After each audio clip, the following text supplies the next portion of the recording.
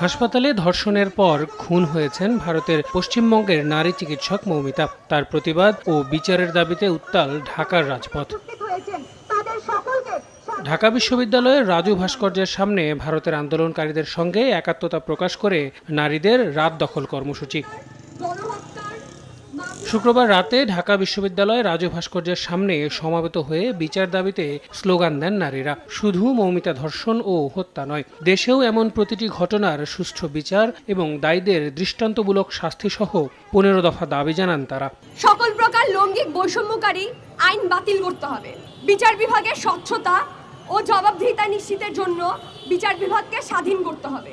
মনে রাখবেন, আজকে ঘটনাটা আপনার সাথে হয় নাই মানে এই না যে কালকে হবে না। আমাদের ক্যাম্পাস, আমাদের ঢাকা শহর এখনো রাতের বেলা মেয়েদের জন্য খুবই আনসেফ।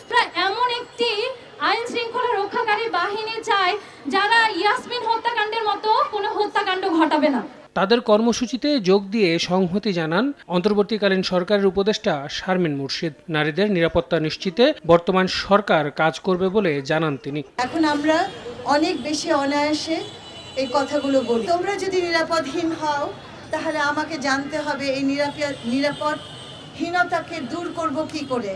আমি এসেছি তোমাদের কথা শোনার জন্য, আমি এসেছি শোনার জন্য তোমরা বলো আমরা কি করে এই নিরাপত্তাহীনতা দূর করব।